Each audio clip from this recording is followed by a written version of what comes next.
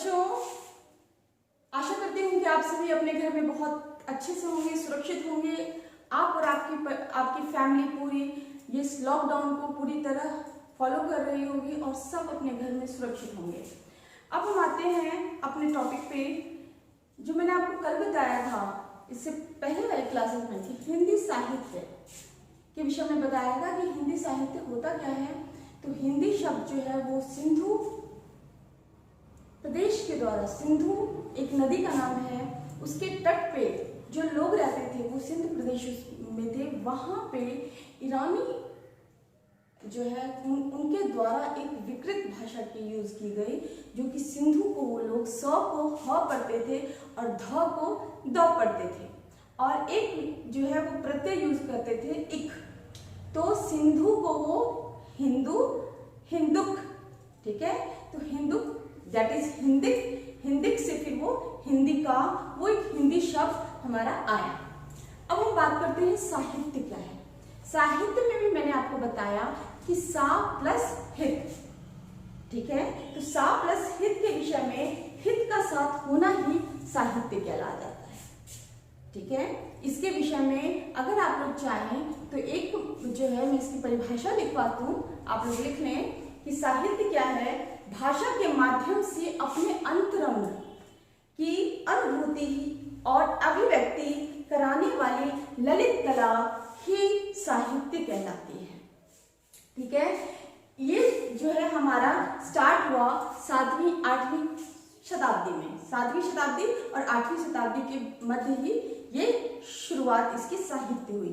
इससे पहले साहित्य को काव्य के रूप में कहा जाता था। क्लियर।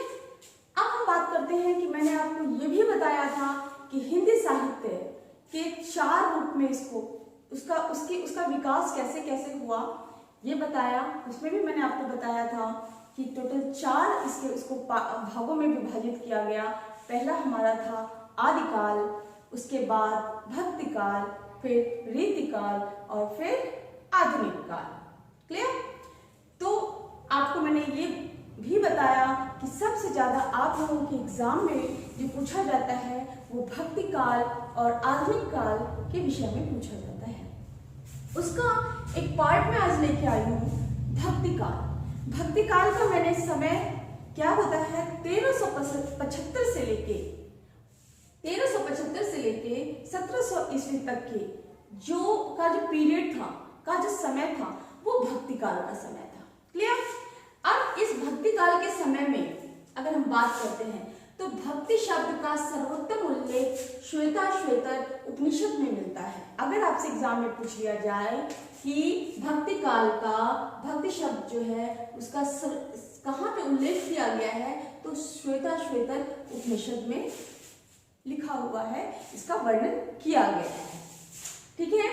और इसके बारे में ये भी बात कही गई है कि इसका सबसे पहले जो प्रादुर्भाव आप कह सकते हो, या ये सबसे पहले स्टार्ट जो हुआ था, इसका प्रारंभ जो हुआ था वो दक्षिण भारत में हुआ था। क्लियर। दक्षिण भारत में इसका सबसे पहले ये हमारा भक्ति काल का समय शुरू हुआ था। इसके बाद इसको किया किसने था? रामानुज ने। रामानुज जो थे वो इनके प्रवर्तक थे जिन भक्ति काल के, कहाँ पे? दक्षिण भारत में। इसके बाद ये इन्होंने क्या किया था, इन्होंने दक्षिण भारत में भक्ति काल की शुरुआत की। रामानुज के बाद इनके 12 शिष्य हुए जिन्होंने भक्ति काल को दक्षिण भारत से उत्तर भारत की तरफ लेके आए। उत्तर भारत में भक्ति काल का जो विकास किया वो रामानुज के 12 शिष्य थे जो दक्षिण भारत से उत्तर भारत की तरफ भक्ति काल को लेके आए। क्लियर। इसके बाद बात करते हैं भक्ति काल को 2 भागों में विभाजित किया गया, एक निर्गुण धारा और एक शगुन धारा। निर्गुण धारा की बात करते हैं तो इनको 2 भागों में विभाजित किया गया, एक ज्ञानाश्रय और एक प्रेमाश्रय। ज्ञानाश्रय नाम से ही पता चलता है ज्ञान, यहाँ पे ज्ञान की महत्ता है। ज्ञानाश्रय धारा के वो कौन से शाखा ज्ञानाश्रय शाखा किस धारा में आती थी? सत्यकाव्य धारा में। और इसके प्रवर्तक कौन थे? नानक। ठीक है, इस समय और भी कवि आए, कबीर, रैदास, और इन सब की भाषा क्या थी? साधुखनी भाषा का ये लोग यूज करते थे, साधुखनी भाषा का ये लोग प्रयोग करते थे। अब हम नानक की बात करते हैं। प्रश्न ये भी एग्जाम में पूछ लिया जाता है कि ज्ञानाश्रय शाखा के जो है प्रवर्तक कौन थे या किन्होंने शुरुआत इसकी की, तो आप नानक का नाम लेंगे। क्लियर? ये किस वंश के राजा के समय में, किस वंश में नानक जो थे, अगर ये प्रश्न आता है तो आप लोधी वंश का नाम लेंगे कि लोधी वंश के समय में नानक जो थे वो प्रवर्तक थे। कौन से? उसके ज्ञानाश्रय शाखा के। क्लियर? इसके बाद बात करते हैं प्रेमाश्रय शाखा की। तो ये सूफी काव्य धारा है और इसके प्रवर्तक कौन थे? जायसी। प्रवर्तक में को हम प्रतिनिधि भी कहते हैं। जायसी जो है वो सूफी काव्य धारा के प्रवर्तक थे। ठीक है, इसके बाद आते हैं, ये तो बात हो गई हमारी शब्द निर्गुण धारा की। क्लियर? अब हम आते हैं शगुन धारा की बात करते हैं। तो शगुन धारा को भी दो भागों में विभक्त किया गया। कौन कौन सा? एक कृष्ण भक्ति और एक राम भक्ति। कृष्ण भक्ति नाम से ही पता चलता है, जहां पे कृष्ण के प्रति जिनकी भक्ति रहती थी वो कृष्ण भक्ति में आते थे। कृष्ण के ऊपर कविता लिखना, उनके ऊपर श्लोक लिखना, उसके ऊपर जो भी इस धारा के कवि थे तो वो कृष्ण भक्ति में आते थे। यही चीज अगर हम राम भक्ति की बात करें तो राम भक्ति में जो राम के ऊपर की भक्ति करते थे वो राम भक्ति में आते थे। तो कृष्ण भक्ति के कौन कौन कवि थे? सूरदास, रसखान, मीराबाई। इसमें अगर हम सूरदास की बात करें तो ये ब्रज भाषा के कवि थे और ये प्रवर्तक थे कृष्ण भक्ति धारा के। क्लियर? राम भक्ति धारा की बात करें तो इसके प्रवर्तक कौन थे? तुलसीदास। क्लियर? और तुलसीदास अवधी भाषा के कवि थे। अब बात आती है, जैसे मैंने आपको कहा था कि नानक किस वंश के राजा के समय में ये कवि थे, तो इनके बारे में हमने बताया जैसे लोधी वंश के हैं, वैसे ही तुलसीदास किस राजा के समय में कवि थे, किसके दरबारी थे? तो ये अकबर के दरबारी थे। अकबर के समय में ये तुलसीदास कवि थे। अब आप सभी जानते होंगे कि तुलसीदास जी ने कौन सी रचना की थी। तो तुलसीदास जी ने रामचरितमानस की रचना की थी, जो कि अवधी भाषा में लिखी गई है। रामचरितमानस पहले ही हम बता चुके हैं कि तुलसीदास राम भक्त थे। क्लियर? तो रामचरितमानस में राम जी का वर्णन किया गया है। अब रामचरितमानस के बारे में भी अधिकतर प्रश्न पूछा जाता है कॉम्पिटिटिव एग्जाम्स में। क्या पूछा जाता है? तो हमें यह जानना बहुत जरूरी है कि रामचरितमानस में टोटल 7 खंड होते हैं। क्लियर? उन 7 खंडों में बालकांड, अयोध्याकांड, अरण्यकांड, किष्किंधाकांड, सुंदरकांड, लंकाकांड और उत्तरकांड। क्लियर? एग्जाम में आपसे पूछा जाता है कि सबसे प्रसिद्ध कांड कौन सा है, तो सब जानते हैं कि ये कांड जो है ये हमारा सुंदरकांड कहलाता है। प्रथम कांड इसका बालकांड और अंतिम कांड उत्तरकांड कहलाता है। प्रश्न यही 3 अधिकतर इन्हीं तीनों में से पूछा जाता है, प्रथम कांड, अंतिम कांड और इसका जो प्रसिद्ध कांड है वो सुंदरकांड कहलाता है। ठीक है? ये अब रामचरितमानस, ये भी प्रश्न आता है कि रामचरितमानस कौन से ईस्वी में लिखा गया है, तो ये 1575 ईस्वी में लिखा गया है। क्लियर?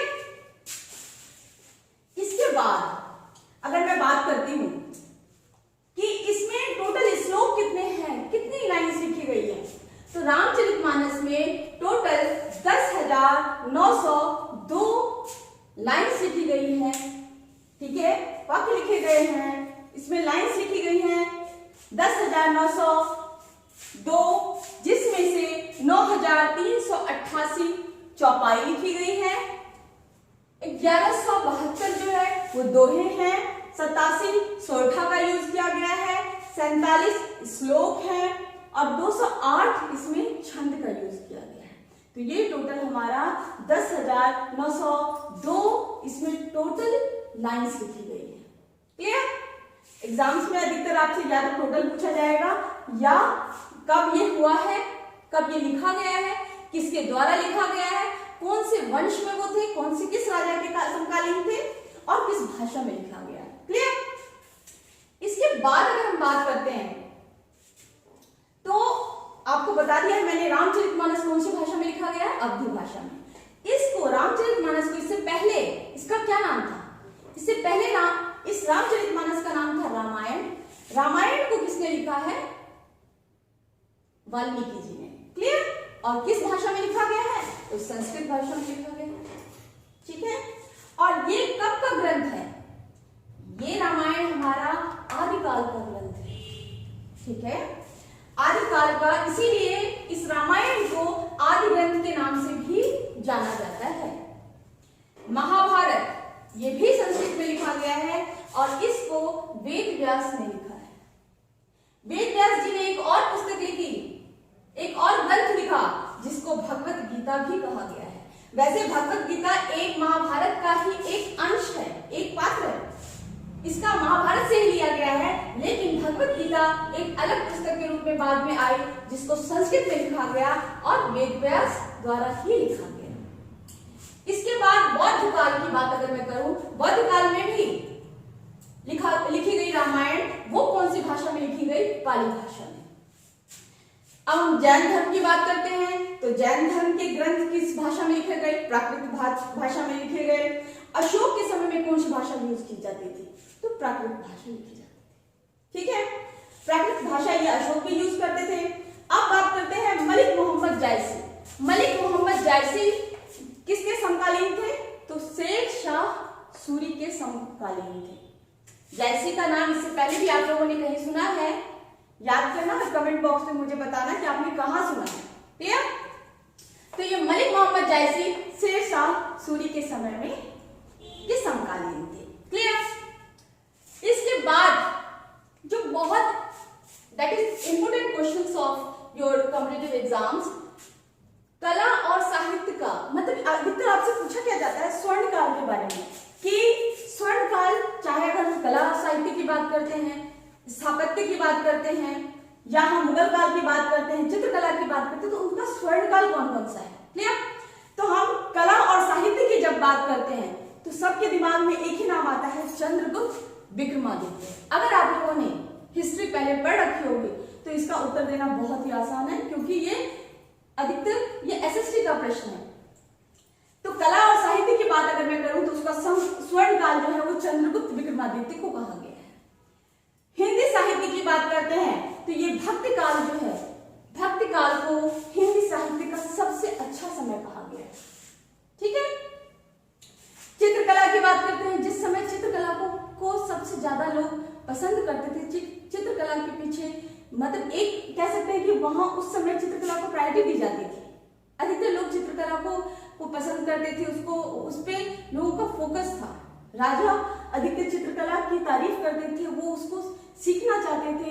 तो चित्रकला का स्वर्ण काल जो है जहांगीर के समय को कहा गया है। जहांगीर जो है वो चित्रकला के स्वर्ण काल के, जहांगीर के समय में स्वर्ण काल जो है, जहांगीर के समय का स्वर्ण काल जो था वो चित्रकला को कहा गया। बात करते हैं स्थापत्य का। स्थापत्य का मतलब होता है किसी चीज की नींव रखना, कि कौन अपनी जगह पे टिका रहा। तो स्थापत्य का स्वर्ण काल जो है वो शाहजहां को कहा गया है, कि इन्होंने अपने जो ये राजा बने तो इन्होंने अपने उस राज्य को सही से निभाया, अपने राज्य पर बल सही से किया। स्थापत्य का स्वर्ण काल शाहजहां को कहा गया है। इसके बाद अगर बात करते हैं मुगल काल का, तो मुगल काल का जो स्वर्ण काल है वो अकबर को कहा गया है। ठीक है, होप कर रही हूँ सबको समझ में आ रहा है। और कोई भी अगर आप लोगों को प्रॉब्लम्स को कुछ समझने में ऐसी मे भी हो सकता है कि मैं फास्ट बोल रही हूँ या बहुत स्लो कर रही हूँ, तो ये चीज आप मुझे कमेंट बॉक्स पे करें। इसके बाद अगर मैं बात करती हूँ कि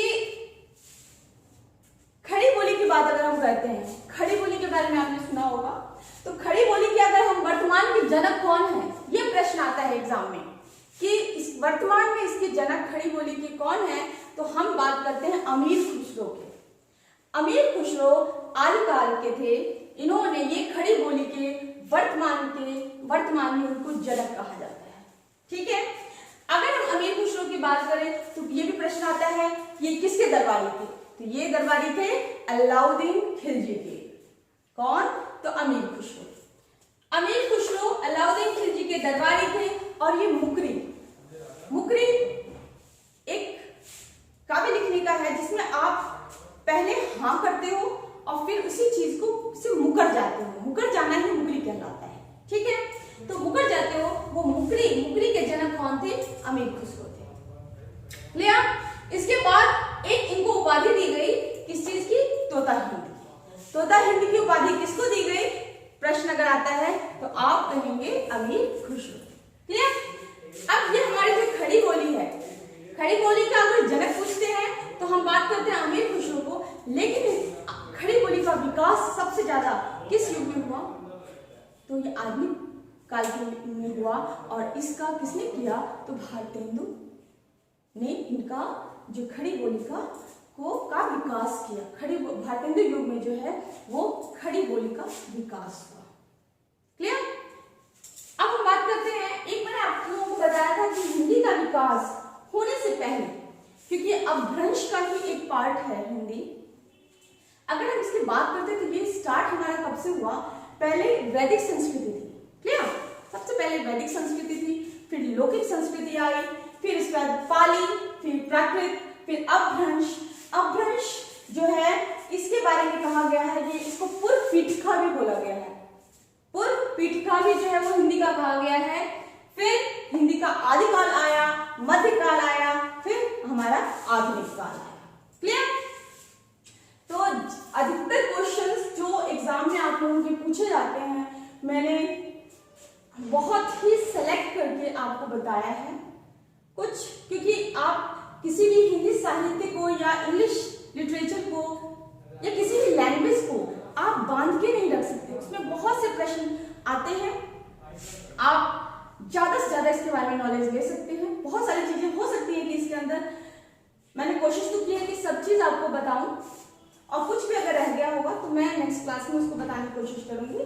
बाकी इससे रिलेटेड कोई भी आप लोगों का प्रश्न हो या कुछ और जानना चाहते हैं तो आप मुझे कमेंट बॉक्स पे करें। और साथ में एक चीज और कहूंगी कि लाइक करें, सब्सक्राइब करें और शेयर करें इस वीडियो को। Thank you.